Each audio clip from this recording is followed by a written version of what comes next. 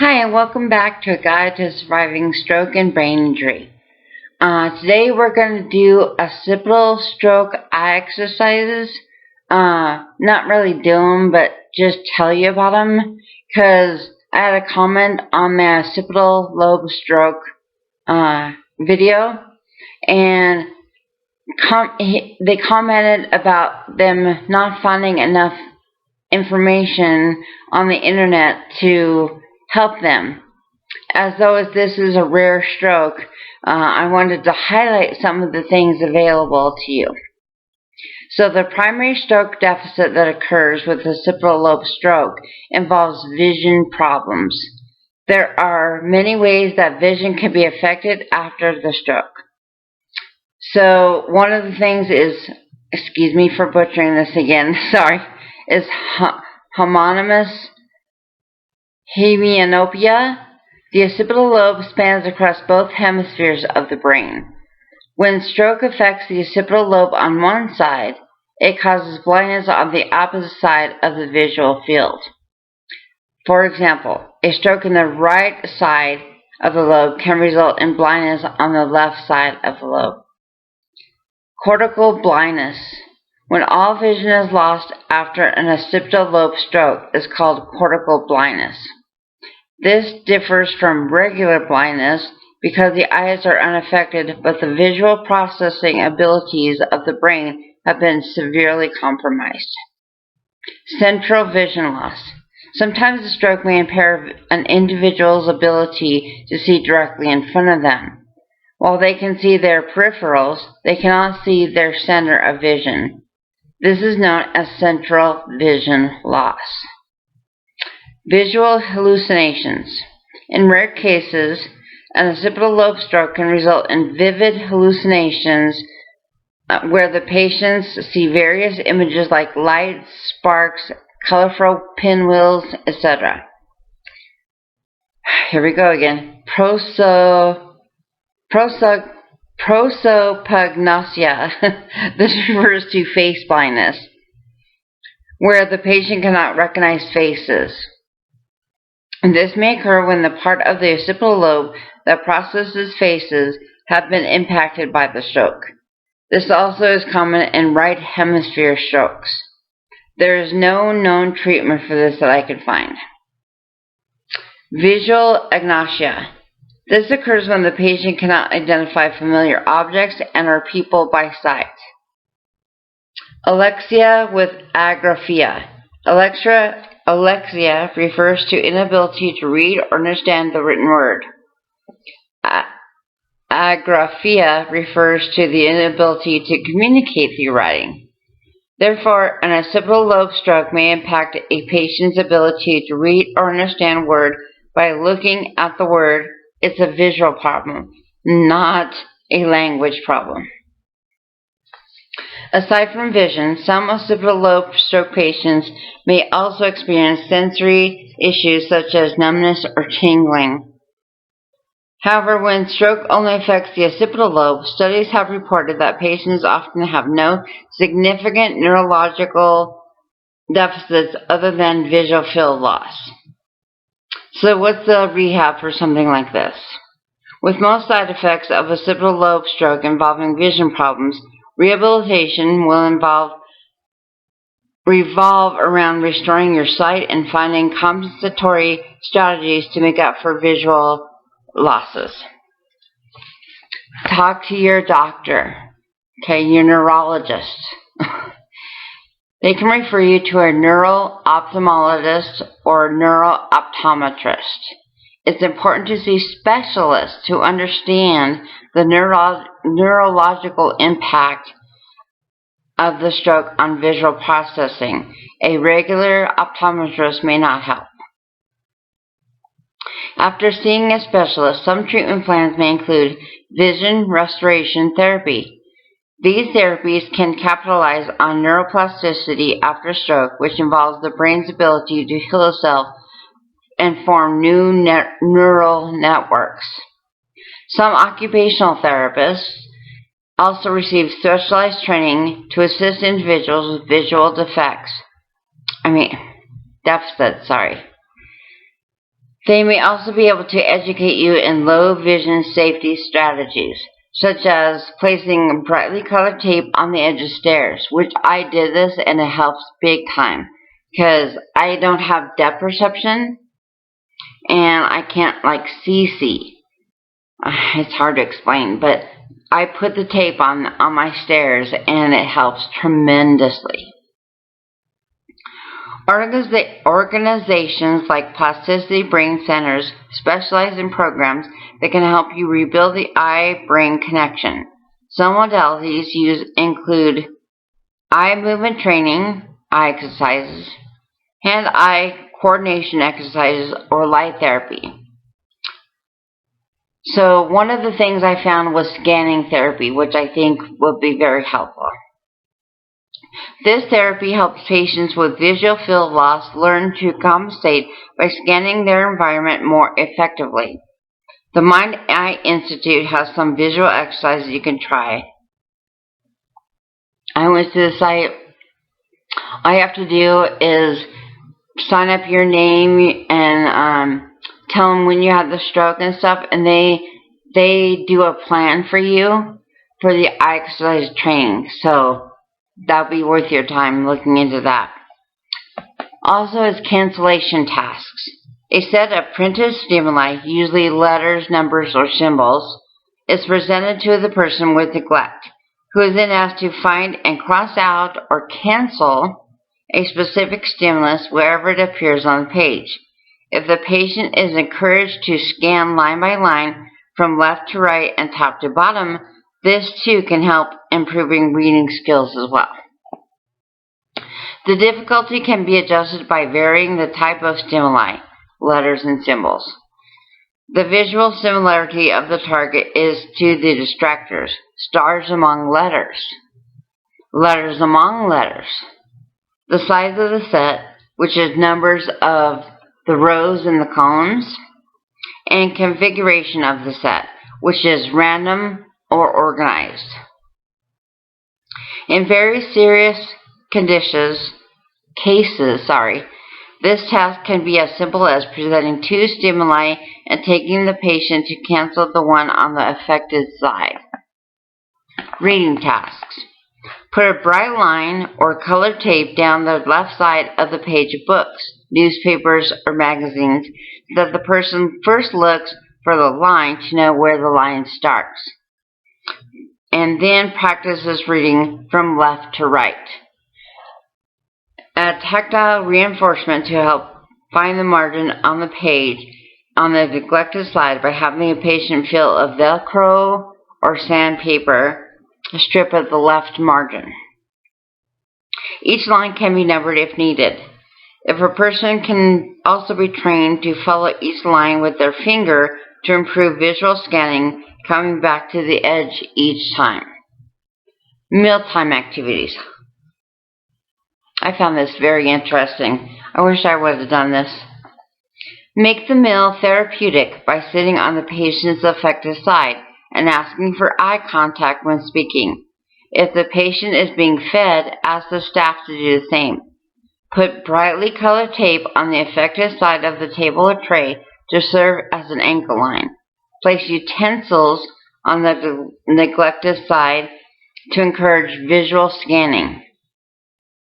For higher level patients, you can draw attention to the side of neglect as you cook together. You can also have them search for safety hazards that you might set up on the affected side, such as running water, a burner left on, or a knife placed precariously. Visual search tasks.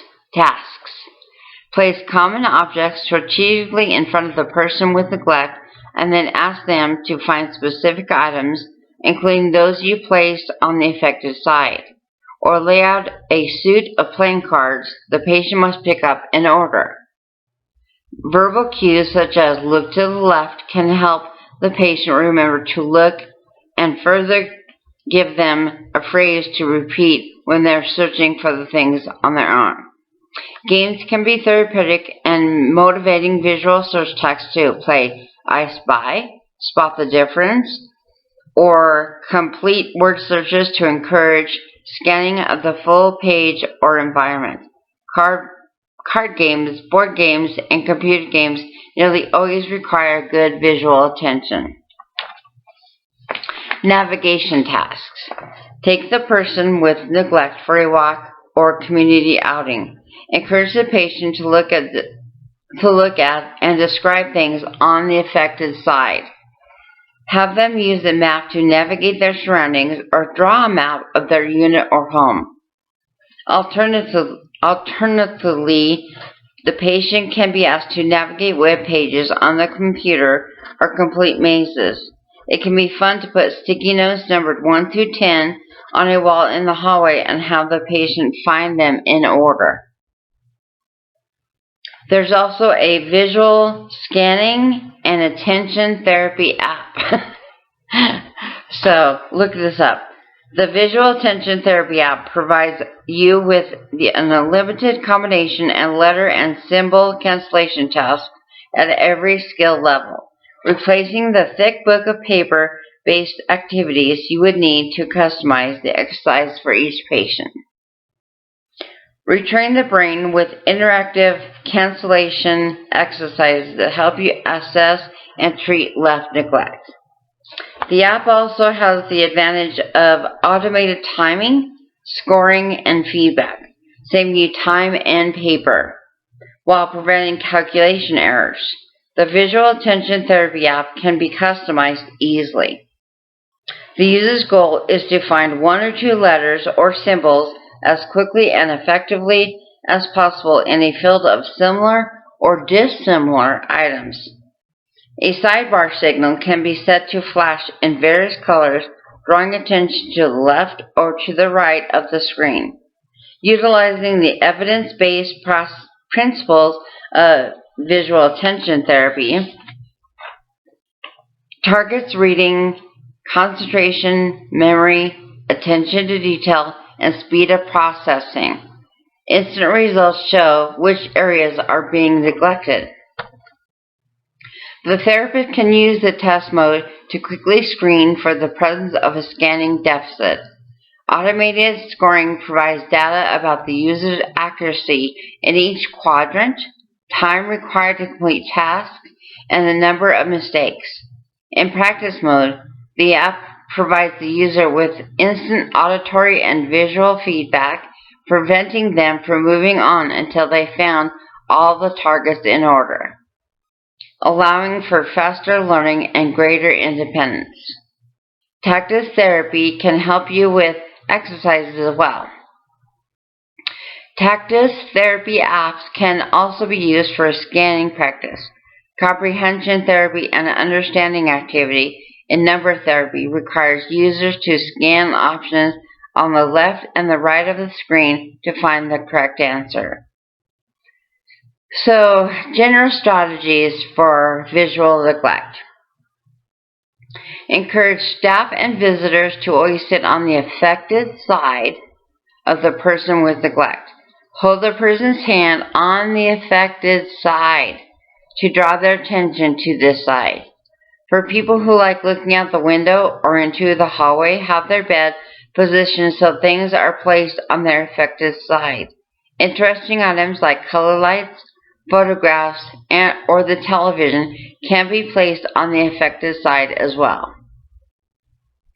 People with visual inattention should be encouraged to engage in important and or risky activities when they are most alert. Their inattention is likely to be much worse when they are fatigued, which in every stroke, fatigue plays an important part in our learning and rewiring. People with visual inattention are often highly distractible and find it difficult to sustain their attention. Before they embark on any important task, try to reduce environmental distractions such as background noise, and extra people. While challenging the affected side is therapeutic, if you have something very important to show them or tell them, do it on the strong side as to not frustrate the person. Very important. Prismatic adaptation. During this treatment, the patient uses the patient wears special prismatic glasses that shift the visual field to one side.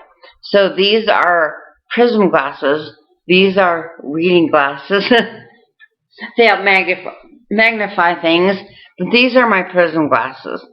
And they help me drive. They help me do tasks like, don't do this yet if you're not ready. But I'm using a chainsaw to cut down some of my bushes. And these glasses really help me see better. That's what the whole thing is about, is seeing better and able to be more independent as you're doing things. Okay, so it forces the person to look towards the affected side in order to reach an object. It is effective for those with hemispatial neglect or hemianospososia. This therapy helps retrain the brain to process vision on the affected side. It works best when combined with visual scanning training. So I've listed just a handful of examples of the numerous visual scanning activities and strategies that can be done to improve visual attention. Treatment for neglect is likely to yield fast results, unlike other stroke exercises, especially if the therapy task is similar to the desired outcome and it provides feedback and is incorporated into functional tasks and is motivating and is delivered intensively. Vision is important for carrying out the activities of daily living, so it's important to exercise caution and work with trained specialists when your vision has been affected by stroke. So it's the outlook. Participation in rehabilitation is encouraged to capitalize on the brain's ability to heal itself, especially during the first 3 months after a stroke. Some patients may experience spontaneous recovery when their vision returns naturally. According to Healthline, this may take around 6 months, but it varies from person to person because every stroke is different. Overall, there is hope and recovery from occipital stroke. By working closely with your medical team, you can come up with a rehabilitation plan that will help you navigate your new life after stroke. So, I just want to encourage you. These things seem daunting and really time-consuming, but if you don't put in the work, your recovery will take that much longer. So, do the work. Celebrate every victory, big or small, and be safe. Always be safe when doing these things. If you're by yourself, take every precaution to make it safe, and only do the stairs when somebody is there with you, like a therapist or a caregiver or family member. And always remember, never give up hope. So if you have any questions or comments, please ask me. I can find anything, hopefully. And if I can help in any way, or you just feel like talking about it, your frustrations, how bad it sucks to have the stroke, or good news, like encouraging news that you accomplished one of your goals, please share them. Until next time.